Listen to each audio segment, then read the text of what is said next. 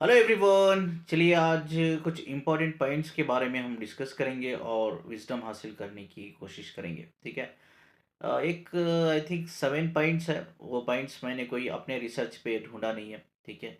वो रिसर्च एक जापानीज जो एनर्जी के ऊपर जापानीज साइंटिस्ट थे जो एनर्जीज के ऊपर रिसर्च किया है, तो उन्होंने एक 7 पॉइंट्स निकाला है ढूंढकर। बस मैंने उस पर थोड़ी स्टडी की है और ये जानने की कोशिश की है कि ये मिथ है, ये रियलिटी है। ठीक है। आज उस पर हम बात करेंगे। और आई थिंक ये आपको, ये जो वीडियो है, जो लोग भी नेगेटिव एनर्जी से सफ़र कर रहे हैं, ठीक है, उनको बहुत हेल्पफुल होगा समझने में कि नेगेटिव एनर्जीज कौन सी होती है, हम कैसा उसको हील कर सकते हैं या उससे कैसा हम अपने आप को प्रोटेक्ट कर सकते हैं। ये बहुत इंपॉर्टेंट है। ठीक है। इस वीडियो में ये क्लियर हो जाएगा कि आप अपनी नेगेटिव एनर्जी यानी कि सराउंडिंग्स में जो नेगेटिव एनर्जी रहती है, जो आपको अट्रैक्ट करती रहती है या अटैक करती रहती है, किस तरह से हम अपने आप को प्रोटेक्ट करें। ठीक है। उनके लिए वीडियो बहुत हेल्पफुल होगा। आई थिंक सभी के लिए हेल्पफुल होगा। ये कंप्लीट विजडम से भरा हुआ एक वीडियो है। ठीक है। और एक चीज़ ना, मैं अपने सब्सक्राइबर, जैसा मैं हमेशा कहता हूँ, मेरे सब्सक्राइबर मेरे लिए एक स्टूडेंट है, मेरे स्टूडेंट है, मेरी सोल फैमिली है। देखिए, बहुत से आप लोग क्या करते हो, पॉडकास्ट देखते हो। ठीक है। और कई सारे लोगों में ये बड़ा ही मिसकॉन्सेप्शन है कि आप कोई पॉडकास्ट देख रहे हो ना। ठीक है। पॉडकास्ट देख रहे हो आप, एंड उसमें दो लोग होते हैं। एक इंसान होता है जो आपसे क्वेश्चन पूछता है, एक इंसान होता है क्वेश्चन का आंसर देता है। ठीक है। हमेशा हमें ऐसा लगता है, यार जो क्वेश्चन पूछ रहा है ठीक है, जो क्वेश्चन का आंसर दे रहा है वो एक बुद्धिमान इंसान है, एक विजडम से भरा हुआ इंसान है। नो नो नो नो, ये आपकी गलत फहमी है। पॉडकास्ट करना बहुत आसान है आज के ज़माने में। बहुत आसान है, ये कोई भी कर सकता है, ये मैं भी कर सकता हूँ, ये आप भी कर सकते हैं। सिंपल सी बात है। आज स्टूडियो है, बहुत सारे स्टूडियो है। ठीक है। हर कंट्री में, हर स्टेट में है, हर सिटी में है। बस आपको वो स्टूडियो को रेंट पे लेना है। ठीक है। रेंट पे लेना है, आपके पास एक बंदा या बंदी होनी चाहिए जो आपको क्वेश्चन पूछे। और बाकी का जो सेटअप होता है, कैमरा हो गया, उनकी लाइटिंग हो गई, माइक हो गया, चेयर हो गए, जो भी सेटअप होना है एक स्टूडियो में, वो सारा सेटअप ऑलरेडी उधर रहता है। ठीक है। आप वो स्टूडियो रेंट पे लेते हैं और एक बंदा आपसे क्वेश्चन पूछता है and you are going to answer जो वो क्वेश्चन पूछ रहा है। ठीक है। तो ये बहुत आसान है आज के ज़माने में पॉडकास्ट करना। लेकिन कई सारे लोगों की गलतफ़हमी है, ये सोच लेते हैं भाई ये पॉडकास्ट हम देख रहे हैं, ठीक है, तो जो आंसर कर रहा है वो इंसान बहुत बुद्धिमान है, एक्सपीरियंस पर्सन है। ऐसा नहीं है। आजकल लोग ना फेमस होने के लिए भी ये चीज़ करते हैं, दिमाग में कुछ भी नहीं होता उनके, कुछ नहीं पता होता, सब फेक इन्फॉर्मेशन, सब रॉन्ग इन्फॉर्मेशन देते रहते हैं। बट उनको फेमस होना है बस, इसीलिए वो चीज़ करते हैं। ठीक है कि आगे मैं भी पॉडकास्ट करूँ, बस मेरे पास टाइम मैनेजमेंट थोड़ा इशू रहता है, इसलिए कर नहीं पाता हूँ। ज़रूर बहुत से लोगों ने मुझसे कहा है कि सर ऐसे कई सारे लोग हैं जिनको नॉलेज नहीं है, वो लोग कर रहे हैं, आप क्यों नहीं करते। प्लीज़ आप कीजिए ना, बहुत हेल्प होगी लोगों को। लोगों को आपकी आवाज़ कोने तक जाएगी, मतलब सभी लोगों को आपको वीडियो देखने को मिलेगा। ठीक है। आप भी करो। ठीक है, मैं भी करूँगा ज़रूर, लेकिन टाइम मैनेजमेंट की वजह से वो हो नहीं पा रहा। ठीक है। ज़रूर हम आगे इस चीज़ को फ्यूचर में करेंगे। ठीक है। और एक बहुत अच्छी और खुशखबरी है सभी के लिए। इसी महीना 25 यानी कि आज 23 है। ठीक है। 25 के बाद आप क्लासेस शुरू हो रही है, बैच वाइज में मैं क्लासेस शुरू करूँगा। फ्रॉम बेसिक, फ्रॉम बेसिक से मैं स्पिरिचुअलिटी से रिलेटेड क्लासेस शुरू करने वाला हूँ आफ्टर 25। ठीक है। 25 के बाद एनरोलमेंट शुरू हो जाएगा, यानी कि आप एडमिशन ले सकते हो 25 के बाद। तो मेरा जो नंबर है उसी नंबर पे कांटेक्ट करना है। व्हाट्सअप नंबर है 9886015989। ये सबको पता है, मेरे स्क्रीन पे भी ये नंबर होता है, तो इसी नंबर पे आप मुझे व्हाट्सअप करके सारे डिटेल कलेक्ट कर सकते हो। ठीक है। तो जो एनरोलमेंट जो होगा 25 के बाद होगा। ठीक है। आज 23 है। ठीक है। आई थिंक संडे इज 25 से एनरोलमेंट शुरू होगा, तो आप मुझे कल से ही या आज से ही मुझे मैसेज करके आप डिटेल कलेक्ट कर सकते हो। ठीक है। क्लासेस बैचेस वाइज में शुरू होंगे। ठीक है। और बैच 1, बैच 2, अभी ये बैच 1 शुरू हुआ है। अभी बैच 1 में जो भी एडमिशन लेना चाहते हैं आप बुक करा सकते हैं, आप मुझे व्हाट्सएप पे कांटेक्ट कर सकते हैं। धन्यवाद। स्क्रीन पे आप एक पोस्ट देख रहे होंगे। वो पोस्ट में मैंने क्या लिखा है, वो पोस्ट में ये लिखा है कि ऐसे 7 लोग कौन होते हैं जिनसे जो नेगेटिव स्पिरिट होती है जल्दी कनेक्ट होती है या जल्दी अटैक करती है। ठीक है। तो पहला है लस्टफुल पीपल। ठीक है। यानी कि जिनके अंदर लस्ट ज़्यादा होती है, सेक्सुअल क्रेविंग, तो वो लोगों को अटैक करती है। इसका क्या रीज़न है, आप कैसा जस्टिफाई करोगे इस चीज़ को कि लस्टफुल पीपल को ये जल्दी अटैक करती है स्पिरिट। कैसे जस्टिफाई करोगे इस चीज़ को? जस्टिफाई करने का सिंपल सा तरीका है, ठीक है। जो लस्टफुल लोग होते हैं ना, वो जो भी उनको अट्रैक्टिव बॉडी नज़र आती है, ठीक है, तो वो उसके पीछे पड़ जाते हैं, ठीक है। यानी कि उनके अंदर एक ऐसी क्रेविंग होती है कि मुझे इसको हासिल करना है, ठीक है। क्यों? Because she is very attractive, he is very handsome, ठीक है। अट्रैक्टिव है, हैंडसम है, she is really beautiful, attractive है, सेक्सी है, ठीक है। तो ये चीज़ है, ये चीज़ जल्दी मतलब एक चीज़ हमें स्टडी किया है मैंने इस सारे 7 पॉइंट्स। जैसा मैंने कहा कि ये रिसर्च तो मेरा नहीं है, पर इस पे मैंने बहुत डीप स्टडी की है। स्टडी करने के बाद ही मैं वीडियो बना रहा हूँ, ठीक है। जो भी हमारे अंदर वीकनेस होती है, ठीक है, लॉन्ग लास्टिंग, जो एक हमारी कमज़ोरी होती है, ठीक है, तो वो हमारी कमज़ोरी को, जो नेगेटिव स्पिरिट सराउंडिंग्स में हमारी रहती है ना, उसी कमज़ोरी को अटैक करती है, ठीक है। अंडरस्टैंड करती है, ऐसा को वो समझती है कि हाँ, ये इंसान में ये कमज़ोरी है, इसकी कमज़ोरी का हमें फ़ायदा उठाना है, ठीक है। अब लस्टफुल लोगों में क्या होता है, वो ज़्यादा अट्रैक्टिव लोगों से कनेक्ट हो जाते हैं, अट्रैक्टिव लोगों को चेस करने लगते हैं, उनके पीछे रन करने लगते हैं, क्योंकि वो उनकी वीकनेस है, ठीक है। उनकी वीकनेस है, जैसा ही उनको अट्रैक्शन होता है, उनको क्रेविंग हो जाती है कि ये इंसान को हासिल करना। तो लस्टफुल लोगों में भी एक कंप्लीट एक वीकनेस होती है, तो जिसकी वजह से ये स्प्रिट उसका फ़ायदा उठाकर उनको अट्रैक्ट करती है या ऐसा को अटैक करती है। इसमें और एक कैटेगरी के लोग भी आते हैं, जो लोग पॉर्न एडिक्टेड या मास्टरबेशन एडिक्टेड होते हैं, वो कैटेगरी में भी वो लोग भी इस कैटेगरी में आते हैं। बिकॉज़ उनका जो हीलिंग पावर होता है ना, वो हीलिंग पावर वो गेन नहीं कर पाते। मैंने आपको कई सारे वीडियोस में कहा है, जो हमारी सेक्सुअल एनर्जी होती है, इट्स अ पावरफुल एनर्जी, वो हमेशा ट्रांसफ़ॉर्म होती है एक हीलिंग एनर्जी में, ठीक है, अगर उसको ठीक तरह से यूटिलाइज़ किया तो। बट कई लोग उसको प्लेजर के लिए इस्तेमाल करते हैं, अपनी लस्ट को या अपनी क्रेविंग को सेटिस्फाई करने के लिए इस्तेमाल करते हैं, तो उनकी जो हीलिंग एनर्जी है वो कभी राइज ही नहीं होती, ठीक है। उनकी एनर्जी और ड्रेन होने लगती है। तो यूजुअली एक अपॉर्चुनिटी मिलती है एक नेगेटिव स्पिरिट को, मतलब आप अपने पावर, अपने जो भी आपके पावर्स है, ठीक है, नॉर्मली उसको जब लूज़ कर रहे हो आप, तो आप आगे वाले इंसान को यानी कि स्पिरिट को, नेगेटिव स्पिरिट को इनविटेशन दे रहे हो, yes you are ready for it, आप मुझे प्रोसेस कर सकते हो इस तरह से। सेकेंड पॉइंट ये है कि the people with Ying Yong eyes, यानी कि एनर्जी भी आप बोल सकते हो, ठीक है। तो कई लोगों ने मुझे ये पूछा, इस पे कैसा आप क्लैरिफिकेशन दे पाओगे सर, कि ये तो हमारी एनर्जी है, जो ट्विन फ्लेम होते हैं या जो स्पिरिचुअली अवेकनिंग जर्नी में होते हैं या चूज इन वन सोल होते हैं, मतलब उनके अंदर ये एनर्जी होती है, एक फेमिनिन एक मैस्कुलिन। जो फेमिनिन होती है इन एनर्जी होती है, और यांग होता है वो मैस्कुलिन एनर्जी होती है। तो देखिए, इसको क्लैरिफिकेशन मैं साइंटिफिक लेवल पे देना चाहूँगा, ठीक है। मैं ये नहीं कहूँगा जो लोग स्पिरिचुअल जर्नी में वही लोग ये नेगेटिव स्पिरिट को देख पाते हैं, कनेक्ट कर पाते हैं या उनके मैसेज को रिसीव कर पाते हैं, ऐसा मैं नहीं कहूँगा। जो लोग ट्विन फ्लेम जर्नी में नहीं है, जिनके अंदर कुछ स्पिरिचुअल पावर्स है, ठीक है, क्वालिटीज़ है, जो उनको कुदरती मिली है, कुदरती मतलब गॉड गिफ्ट, ठीक है, वो लोग भी। और जो लोग स्पिरिचुअल अवेकनिंग जर्नी में है, जो सिर्फ एक चूज एन वन सोल है, they are not in journey, choose an one soul, but journey में जो लोग हैं वो भी ठीक है, और जो लोग नहीं है, जो चूज एन वन है, वो भी ठीक है, और जिनके अंदर कुछ क्वालिटीज़ है, जो गॉड गिफ्ट क्वालिटी, ठीक है। तो वो 3 लोग, ऐसे 3 कैटेगरी के लोगों के अंदर एक साइंटिफिक रिसर्च किया गया है। रिसर्च क्या है, उनके अंदर जो वाइब्रेशंस होते हैं वो हाई फ्लो में होते हैं, ठीक है। उनके अंदर जो हीलिंग एनर्जी होती है ना, वो हाई फ्लो में होती है, यानी कि उनकी जो बॉडी के फोटॉन होते हैं, फोटॉन हमेशा हाई फ्लो में चलते हैं।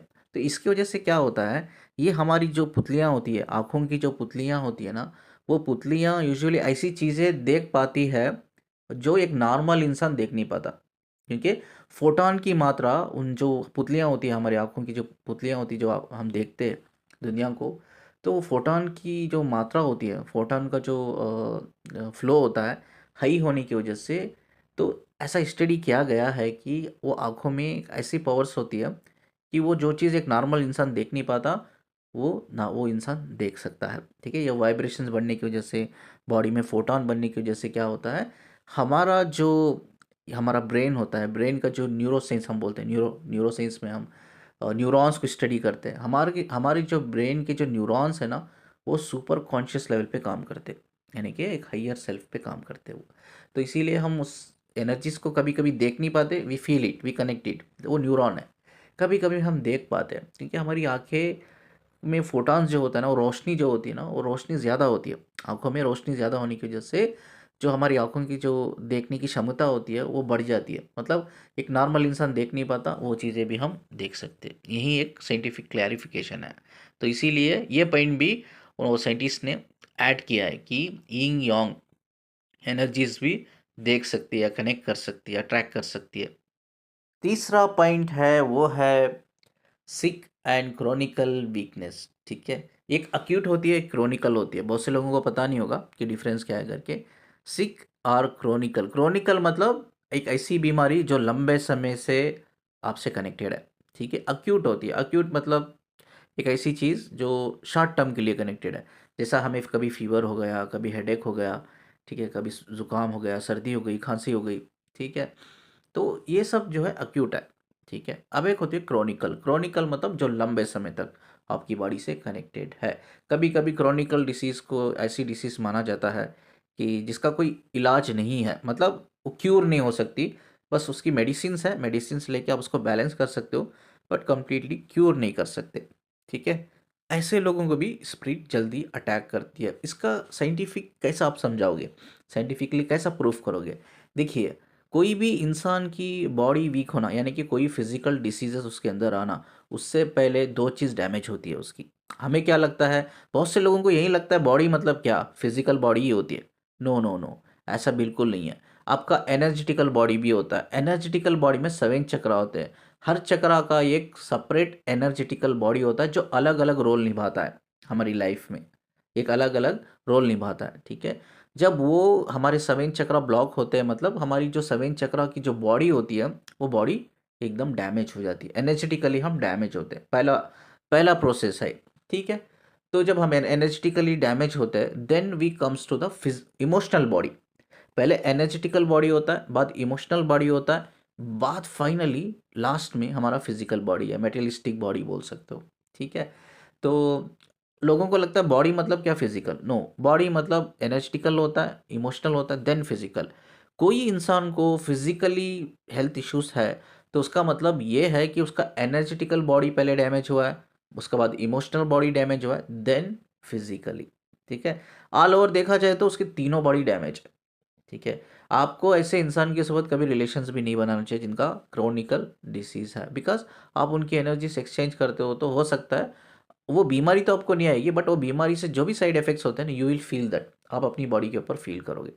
ना ही फिजिकल ना ही इमोशनल कनेक्शन नहीं बनाना चाहिए। ठीक है, चाहे आप डीएफ हो या डीएम हो। ठीक है, तो इसमें पर्सनल लेने की कोई बात नहीं है, ये आपकी अच्छाई के लिए ही मैं बोल रहा हूँ। और एक चीज़ मैं इधर ऐड करना चाहूँगा, आज मेरे एक डॉक्टर फ्रेंड से हम इसी के बारे में डिस्कस कर रहे थे, इमोशनल कोडिपेंडेंसी या इमोशनल डैमेज होना रिलेशनशिप में, ये क्या क्या प्रॉब्लम स्पेशली फेमिनाइन्स में लेके आता है। ठीक है, तो प्रॉब्लम क्या क्या होते हैं, ज़्यादातर फेमिनाइन्स में हमने देखा है, मैस्कुलिन में कम देखा है।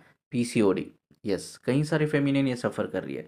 पीसीओडी, पीसीओएस एंड सब में बड़ा प्रॉब्लम होता है ओसीडी। ठीक है, ऑब्सेसिव कंपल्सिव डिसऑर्डर, कई सारे फेमिनिन को ये प्रॉब्लम है। ठीक है, ये बहुत से लोग फेमिनिन मुझसे पूछती है क्या ये जर्नी में यूजुअली कॉमन है कि फेमिनिन को होता है। नो नो नो, हमने और मेरे डॉक्टर फ्रेंड ने इसके बारे में डिटेल साइंटिफिकली बात की है। ये प्रॉब्लम इशू जो होता है ना, बिकॉज ऑफ इमोशनल डैमेज। ठीक है, इमोशनल कोडिपेंडेंसी या इमोशनली आपकी इमोशनल बॉडी जो होती है कंप्लीटली ड्रेन हो जाना, इल हो जाना या सिक हो जाना, तब जाकर ये ज़्यादातर लोगों में पाया गया है। इसका एक ही रीज़न है कि हमारी जब इमोशनल बॉडी डैमेज होती है, ऑफ कोर्स हमारा जो ब्रेन में है ना, स्ट्रेस लेवल बढ़ता है। स्ट्रेस लेवल बढ़ता है तो कई सारे हार्मोनल चेंजेस आते हैं, हार्मोनल इम्बैलेंस होती है, तो तब जाके ये एक्चुअली प्रॉब्लम होती है। चाहे वो सीडी ले लो आप, चाहे आप PCOD, PCOS, dementia, Alzheimer, schizophrenia, ये सब चीज़ें एक्चुअली एक साइकोलॉजिकल डिसऑर्डर का पार्ट है। तो मैं यही कहूँगा, इस जर्नी को ब्लेम ना करें। ये इसीलिए मैं हर वीडियो में कहता रहता हूँ कि भाई अनअवेकन मैस्कुलिन आपका मैस्कुलिन नहीं है, अनअवेकन फेमिनिन आपकी फेमिनिन नहीं है। वो अभी भी 3D पैटर्न, 3D लाइफ में ही जी रहे हैं। ठीक है, वो इंसान कभी भी आपको धोखा दे सकता है, चीट कर सकता है, फ्रॉड बन सकता है। ठीक है, कई सारे फेमिनिन मुझसे क्वेश्चन पूछती है ये कहीं का मैस्कुलिन है, ये तो मुझे धोखा दे दिया, ये तो मुझे फिजिकली, इमोशनली, फाइनेंशियली यूज़ करके ब्लॉक भी कर दिया मुझे, ये कहीं का मैस्कुलिन है। वो मैस्कुलिन है ही कहाँ है, किसने कहा वो मैस्कुलिन है?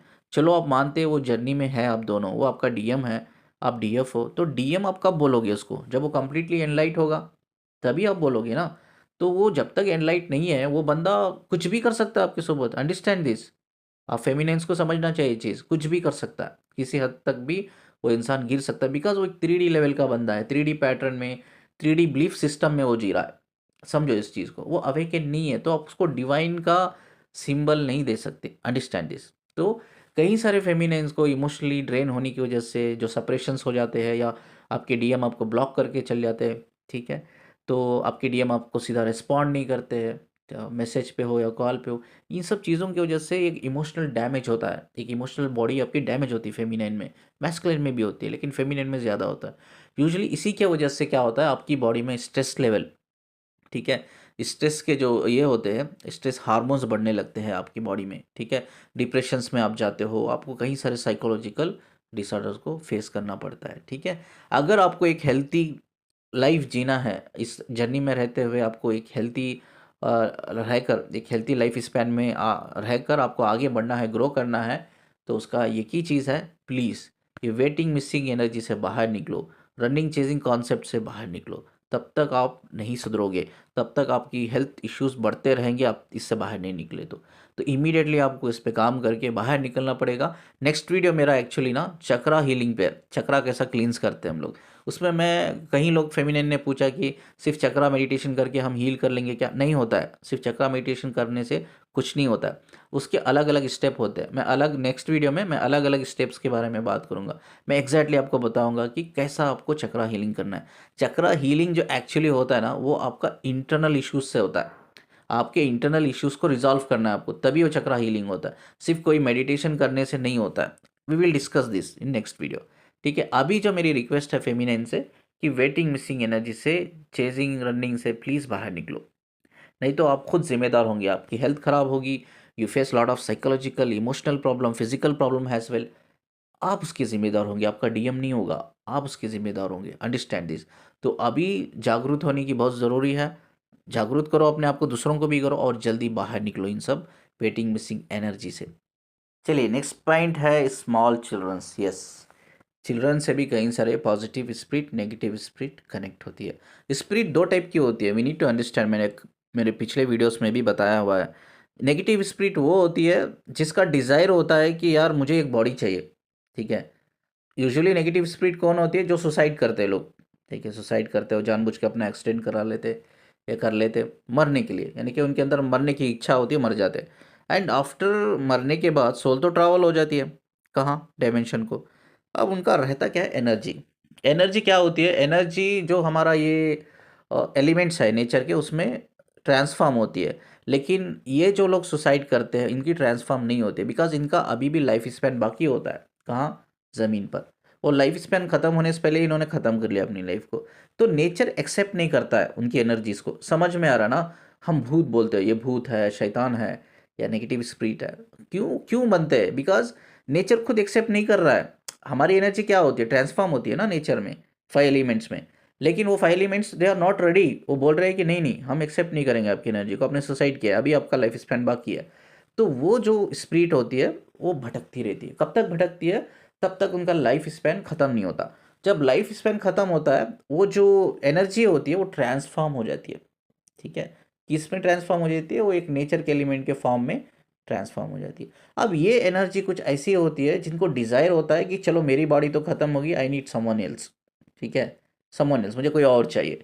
मतलब उनके अंदर डिज़ायर होता है कि मैं किसी की बॉडी को प्रोसेस करूँ, मैं उसको बॉडी को लेकर मैं आगे बढ़ूँ, जो मुझे करना है करूँ, ठीक है।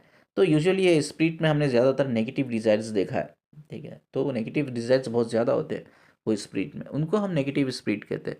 पॉजिटिव स्पिरिट कौन होती है, मतलब इवन वो सुसाइड करने के बाद भी उनको रियलाइज़ तो होता है गलती की, बट वो किसी को तकलीफ़ नहीं पहुंचाते, ठीक है। वो दुख में रहते हैं, तकलीफ़ में रहते हैं, जब तक वो वेट करते रहते हैं, जब तक उनका लाइफ स्पैन ख़त्म ना हो जाए, तब तक उनकी एनर्जी ट्रांसफॉर्म ना हो जाए, इसमें एलिमेंट्स में, 5 एलिमेंट्स में ट्रांसफॉर्म ना हो जाए, तब तक वो एनर्जी वेट करती रहती है, यानी कि मोक्ष नहीं मिलता है। जब वो ट्रांसफॉर्म हो जाती है नेचर में, उसका एनर्जी का मोक्ष मिल जाता है। उसी तरह से वहाँ उनकी जो सोल जो डायमेंशन में होती है, वो डार्क नाइट ऑफ सोल में रहती है, डार्क नाइट में रहती है, वहाँ भी उसको सोल मोक्ष मिल जाता है।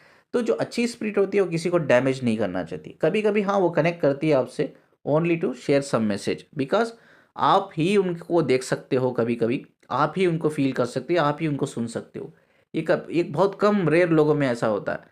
तो वो जब उनको पता होता है कि हाँ ये बंदा ये बंदी मेरी बात सुन सकता है, ये मुझे देख सकता है, तो आपसे ही वो यूजुअली कनेक्ट होते हैं। क्यों? क्योंकि आप देख सकते हो उसे, सुन सकते हो या फील कर सकते हो। ठीक है, इसीलिए वो आपसे कनेक्ट होते हैं। बट वो आपको कभी डैमेज नहीं करेंगे। वो आपकी बॉडी को प्रोसेस करके वो अपनी नेगेटिव डिजायर्स को पूरा नहीं करेंगे। वो पॉजिटिव स्पिरिट है। नेगेटिव स्पिरिट वो होती है जो हमेशा सोचती है कि यस मुझे करना है, बॉडी को प्रोसेस करती है और तकलीफ पहुंचाती है, कभी कभी वो आपकी जान भी ले लेती है। ठीक है, इस तरह से ये हमें समझना चाहिए पॉजिटिव और नेगेटिव स्पिरिट का क्या डिफरेंस होता है। इसमें और एक पॉइंट हम ऐड करेंगे। अब कुछ सोल ऐसी होती है जिसका एक्सीडेंट हो जाता है, ठीक है, उसका क्या होता है? अगर उनकी मौत एक्सीडेंट होने में ही थी, यानी कि वो डेस्टाइन था, सोल कॉन्ट्रैक्ट का एक पार्ट था कि एक्सीडेंट होके ही मरेंगे, तो उनकी जो स्पिरिट होती है आफ्टर डेथ वो ट्रांसफॉर्म हो जाती है नेचर के साथ। ठीक है, मोक्ष मिल जाता है उनको, सोल को भी डायमेंशन में मोक्ष मिल जाता है। इन केस अगर उनके डेस्टाइन में था, यानी कि सोल कॉन्ट्रैक्ट में था कि एक्सीडेंट होके ही मरेंगे करके, मतलब उनका लाइफ स्पैन उतना ही होता है। इन केस जो लोगों को मारा गया है, मतलब उनकी मौत नहीं होनी थी, उनका लाइफ स्पैन था लेकिन मारा गया उनको, तो उस केस में क्या होता है कि उनकी स्पिरिट सोल को दोनों को मोक्ष मिल जाता है। यानी कि डायमेंशन लेवल पे सोल को मोक्ष मिल जाता है और स्पिरिट लेवल पे यानी कि वो ट्रांसफॉर्म हो जाती है नेचर के 5 एलिमेंट में। बट वो एक कर्मा का पार्ट बनता है। यस, वो कर्मा का पार्ट बनता है। उसमें अगर दोनों सोल ने एक दूसरे को फॉरगिव नहीं किया है, माफ़ नहीं किया, तो वो री इनकारनेशन यहाँ से क्रिएट होता है। ठीक है, वो री इनकारनेशन का एक पार्ट होता है। तो यूजुअली जो लोगों को हम तकलीफ़ देते या मारते, तो ऑफ कोर्स आप एक पुनर्जन्म यानी कि फिर से एक लाइफ क्रिएट कर रहे हो, दुनिया में रहते हुए ही एक लाइफ क्रिएट कर रहे हो, जो आने वाली जो लाइफ होगी आपकी कार्मिक साइकिल पे होगी। ठीक है, आपकी लाइफ जो होगी कार्मिक साइकिल पे होगी। और वो लाइफ बेशक अगर कार्मिक साइकिल पे है तो आपकी लाइफ वो अच्छी नहीं होगी, बहुत ख़राब, बहुत चैलेंजेस वाली लाइफ होगी आने वाली लाइफ।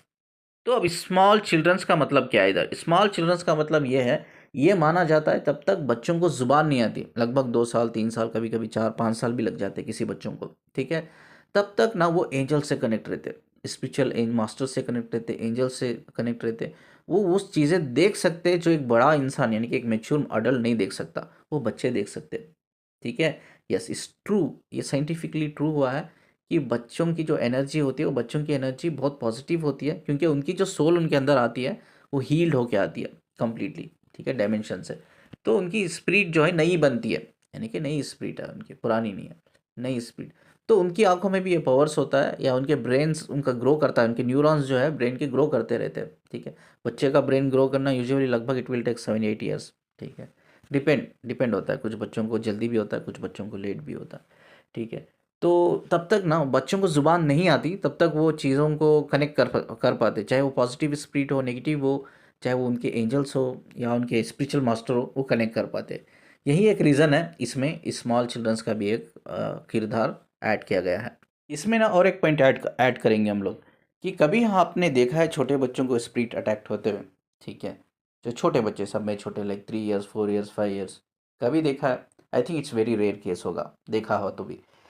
क्यों बच्चों को नेगेटिव स्पिरिट अटैक नहीं कर पाते? बिकॉज उनको ना एंजल प्रोटेक्शन होता है। यस, यही एक चीज़ होती है एंजल प्रोटेक्शन, जिसकी वजह से वो नेगेटिव स्पिरिट अटैक नहीं कर पाती है। नेक्स्ट पॉइंट भी बहुत इंपॉर्टेंट पॉइंट है, ये उन लोगों के लिए है जो रात भर जागते और दिन भर सोते हैं। ठीक है, इनको भी स्पिरिट्स कनेक्ट होती है। कहाँ कनेक्ट होती है? ड्रीम लेवल पे। यस, इसको लूसिड ड्रीम कहते हैं। What you mean by lucid dream? Lucid dream is not a real dream. ठीक है, ये लाइव बोलते हैं ना, आप यूट्यूब पे हम लाइव आते हैं, उसी तरह से वो लाइव ड्रीम है। ठीक है, लाइव ड्रीम का मतलब क्या है? उसमें कोई कंडीशन नहीं है, यानी कि उसमें कोई स्क्रिप्ट नहीं है जिसे आप उसके बेस पे आपको फॉलो करना है। सपोज मेरी ड्रीम में मुझे एक नेगेटिव स्पिरिट नज़र आती है, अगर मैं चाहूँ तो वो नेगेटिव स्पिरिट को सरेंडर भी कर सकता हूँ, या मैं उसे फाइट करके मैं ड्रीम में ही ख़त्म कर सकता हूँ, या ड्रीम में ही मैं उसको भगा सकता हूँ। ठीक है, तो यस, ये लूसिड ड्रीम का मतलब ये है कि वो लाइव ड्रीम होता है, उसमें आप कुछ भी कर सकते हो, उसमें कोई कंडीशनिंग नहीं होती है। तो यूजुअली जो लोग लेट सोते हैं, ठीक है, और दिन का बहुत लेट उठते हैं, उनमें ज़्यादातर देखा गया है ड्रीम लेवल पे। ठीक है, ये नेगेटिव स्पिरिट्स या पॉजिटिव स्पिरिट्स मैसेज देने के लिए, या नेगेटिव स्पिरिट्स उनको कनेक्ट करने के लिए, अटैक करने के लिए कोशिश करती है। जो इंसान नफरत ज़्यादा रखता है दिल में किसी और के लिए, या उसे गुस्सा बार बार बहुत जल्दी आ जाता है, गुस्सा हर छोटी चीज़ को गुस्सा कर लेता है, तो साइंटिफिकली ये माना गया है कि उसका इंटेलेक्चुअल लेवल जो होता है ना बहुत लो होता है, बहुत लो होता है। मतलब इंटेलेक्चुअल लेवल जिसका लो होता है उसका कॉमन सेंस होता ही नहीं है, मतलब वो कॉमन सेंस रहता ही नहीं उसके अंदर। उसको ही पता नहीं चलता कि वो क्या कर रहा है, उसको ही पता नहीं चलता कि वो क्या सोच रहा है, पता नहीं चलता उसको, like he is in A unconscious level. तो आप देखा होगा भाई, रास्तों में कभी छोटे मोटे एक्सीडेंट हो जाते हैं तो लोग, इतनी भी कॉमन सेंस नहीं होती लोगों को यार, गाड़ी साइड में खड़ा के बात करते। बस जब कुछ गाड़ी टच कर दिया या किसी इंसान को टच कर दिया एंड लोग उधर ही लड़ना शुरू कर दिया रास्ते पे, बीच रास्ते पे ही, और उसकी वजह से ना लंबा जाम लग जाता है। ठीक है, तो मतलब इंटेलेक्चुअल लेवल काम नहीं करता इंसान का, जो गुस्से में होता है इंसान।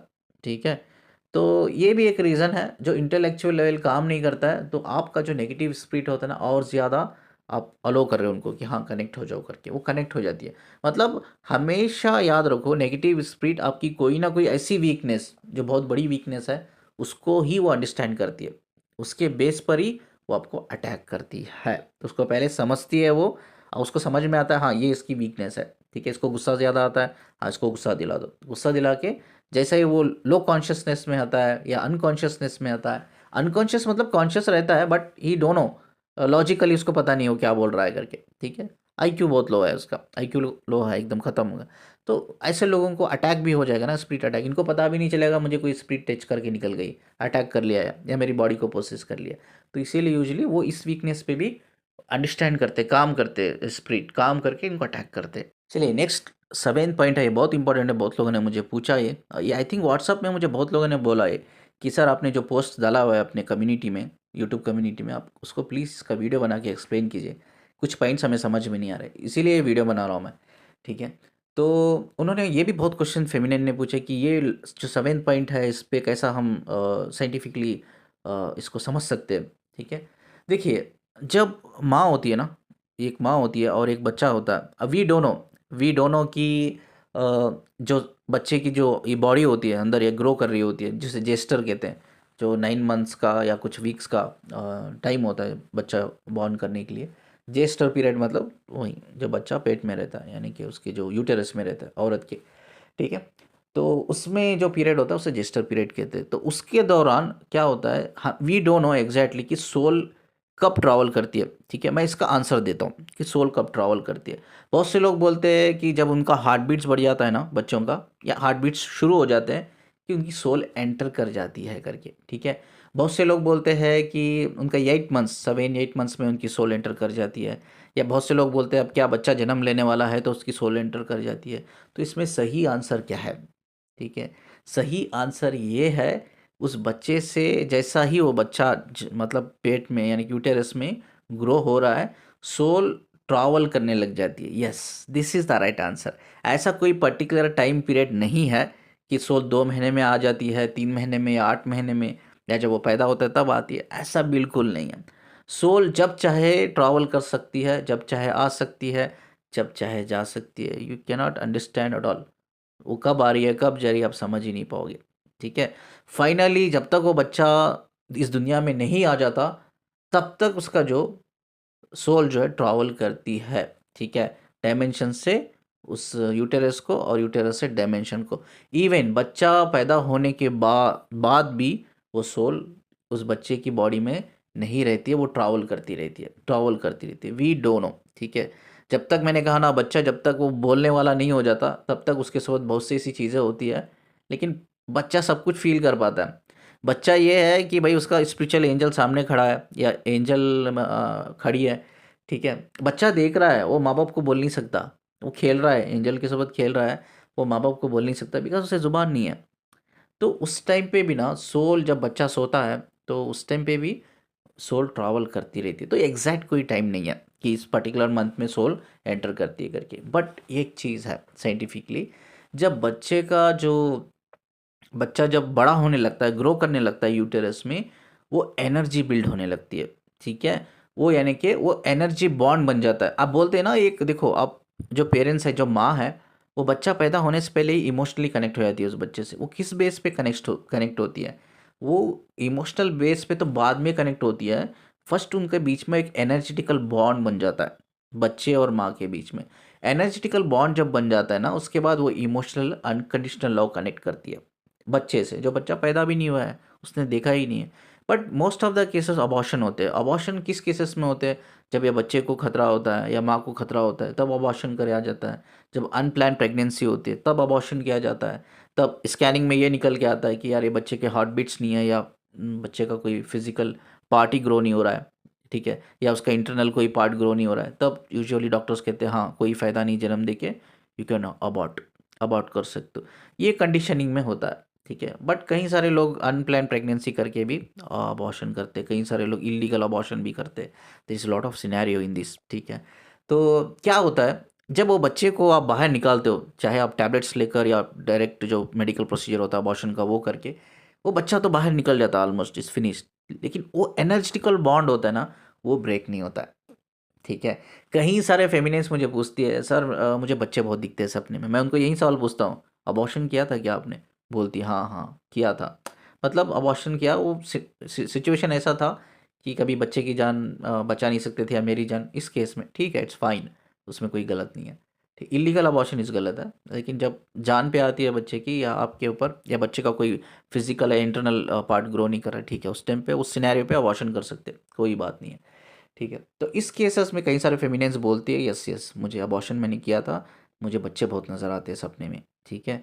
तो यही एक रीज़न है, यही एक रीज़न है। आजकल ऐसी दुनिया है, बच्चों को पैदा करके मतलब कहीं भी छोड़ देते हैं लोग, ठीक है, कहीं भी रख के आ जाते हैं। आज तो आप न्यूज़ों में देख रहे होंगे, ठीक है, कितने ऐसे बच्चे होते हैं जानबूझकर अबॉर्शन करते, अनप्लान प्रेगनेंसी हो गई, या मतलब किसी के साथ किसी का अफेयर था, अब उसको बच्चा नहीं चाहिए, एंड यस वो इलीगल इलीगल अबॉर्शन, ठीक है, इलीगल अबॉर्शन के लिए इस तरह से कई सारे बच्चों को मारा जाता है। मत क्या होता है, बच्चे तो निकल जाते हैं, उनका जो मांस का जो हिस्सा होता है वो तो निकल जाता है, बट उसका एनर्जेटिकल बॉन्ड जो होता है ना वो कनेक्ट रह जाता है, ठीक है। चलो एक माँ है वो इमोशनली भी हील कर लेती है टाइम जाते जाते, अनकंडीशनल लेवल पे भी वो हील कर लेती है, बट वो एनर्जेटिकल बॉन्ड ब्रेक नहीं होता है, बहुत लंबे समय तक वो उसकी कोख से यानी कि उसकी यूटेरस से कनेक्ट रहता है। इसीलिए वो एनर्जीज जो होती है ना बच्चों की, स्पेशली जो एनर्जीज होती है उनसे वो कनेक्टेड रहती है स्पेशली, ठीक है।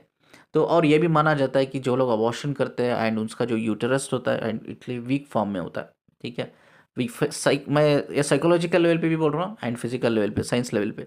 तो ये भी एक रीज़न है जहाँ नेगेटिव स्पीड भी उनसे कनेक्ट होते हैं, तो यही एक रीज़न है और कुछ नहीं है। चलिए, स्क्रीन पे एक नंबर देख रहे होंगे, व्हाट्सअप नंबर है, आप काउंसलिंग के लिए डायरेक्ट मुझे व्हाट्सअप कर सकते हो, मैसेज कर सकते हो। अगर फ़ोन ना उठाऊँ तो मैं आप प्लीज़ मैसेज कर देना मुझे, ठीक है। और जाते-जाते चैनल को सब्सक्राइब कर कीजिए, वीडियो को जितना आप लाइक करते हो प्लीज़ शेयर कीजिए, ठीक है। और मैं हमेशा कहता हूँ कनेक्टेड रहिए, मुझसे कनेक्टेड रहिए, आपकी अवेकनिंग की ज़िम्मेदारी मेरी है, अगर आप मुझसे कनेक्टेड रहोगे या फॉलो करोगे तो, ठीक है। तो बस यही दुआ है कि खुश रहो, हँसते रहो, आबाद रहो, खेलते रहो एंड अच्छे लोगों से कनेक्ट रहो, यही मेरी हमेशा दुआ रही है, ठीक है, आपके आप सभी के लिए, ठीक है। शुक्रिया मुझसे कनेक्ट रहने के लिए, मुझे सुनने के लिए। अल्लाह हाफिज़।